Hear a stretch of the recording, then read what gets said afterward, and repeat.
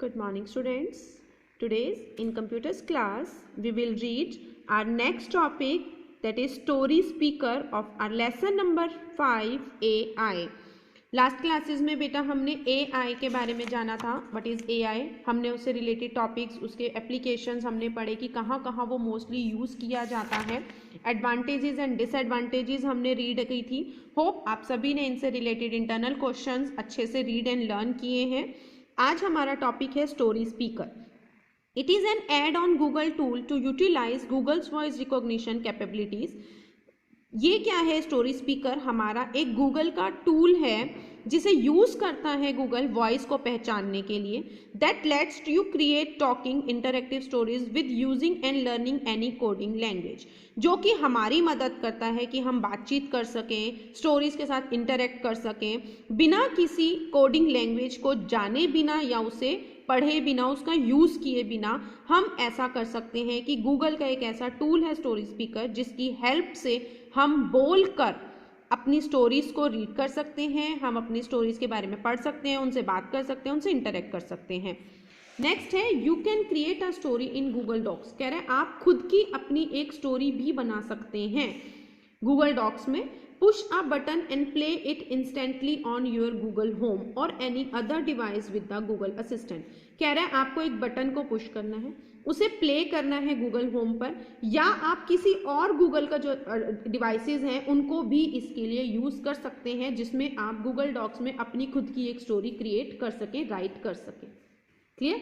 Next है प्रीक्विसाइट्स for story speaker, यानी कि स्टोरी स्पीकर के लिए हमारे रूल्स क्या है, टर्म्स एंड कंडीशंस क्या है, शर्तें क्या है. सबसे पहले हमारे पास इंटरनेट सर्विस होनी चाहिए, इंटरनेट का कनेक्शन होना चाहिए. गूगल का अकाउंट मस्ट है, गूगल अकाउंट होना चाहिए हमारे पास, तभी हम गूगल के ऐप पे, उनके एप्लीकेशंस पे, उनके डिवाइसेस में काम कर सकते हैं. Install story speaker add on to Google account. Google account के साथ आपको स्टोरी स्पीकर को इंस्टॉल करना है और उसमें अपने गूगल के अकाउंट को ऐड करना है. If you want to share your story with more people, अगर आप अपनी स्टोरी और लोगों के साथ शेयर करना चाहते हैं, यू कैन एक्सपोर्ट इट, आप उसे एक्सपोर्ट भी कर सकते हैं. And create your on action on Google, और आप गूगल पर अपना एक्शन भी बना सकते हैं. क्लियर? सो ये है हमारे रूल स्टोरी स्पीकर को यूज़ करने के लिए. नेक्स्ट है हमारी activity, tell another name of machine learning bias. हमें मशीन लर्निंग बायस का अनदर नेम बताना है. सो हमारा आंसर है AI बायस. लास्ट टॉपिक में हमने मशीन लर्निंग बायस में पढ़ा था, machine learning bias is also known as AI bias. So हमारा आंसर है AI bias. What is the use of AI ethics. AI ethics का यूज़ का बताना है कि कहाँ पे यूज़ करते हैं. सो हमारा आंसर है इन साइंटिफिक रिसर्च. हम साइंटिफिक रिसर्च में AI एथिक्स को यूज़ करते हैं. लास्ट हमने AI एथिक्स पढ़ा था, इसके अंदर लिखा था it plays a major role in scientific research. तो हमारा आंसर आएगा scientific research. Clear? Next topic है चेक योर प्रोग्रेस. हमें स्टेटमेंट्स बतानी है, ट्रू है या फॉल्स है. First statement is AI ethics is the study of values and generating more values. AI ethics ऐसी स्टडी है वैल्यूज के ऊपर और मोरल वैल्यूज को जनरेट करती है. स्टेटमेंट ट्रू है. Credit for the new age changes prevailing around goes to AI. हमारे आसपास जो चेंजेस हो रहे हैं उनका श्रेय किसे जाता है? AI को. आंसर है ट्रू, यानी कि दैट मीन्स हमारी जो टेक्नोलॉजीज चेंज हो रही हैं. नेक्स्ट है AI technology is not so costly. ये फॉल्स है. AI technology is so costly. AI technology जो है वो बहुत महंगी है. No one, every one can not afford it. हर कोई उसे अफोर्ड नहीं कर सकता. सो इसका ये स्टेटमेंट हमारी फॉल्स होती है. Activity and check your progress. Next हमारे टेक्निकल टर्म्स हैं. टेक्निकल टर्म्स में हमें आपके टॉपिक वाइज डिस्क्रिप्शन दी हुई है, जो कि हमारे बहुत सारे इंटरनल क्वेश्चंस को कवर अप करती है. फर्स्ट है हमारा gamification. Gamification is the process to adding the game like components to a task to encourage the user participation. Gamification एक ऐसी प्रक्रिया है जो गेम के अंदर जुड़ती है और हमारे यूजर्स होते हैं उनके पार्टिसिपेशन को एनकरेज करती है. सो हम यहाँ पे क्वेश्चन बन सकता है, define gamification, what is the gamification, uses of gamification. इस टाइप से हमारा ये क्वेश्चन जनरेट हो सकता है. नेक्स्ट है natural language processing. Define the natural language processing. It is a technology with the help of which the machine is capable to understand the human language and then perform an action based on the command.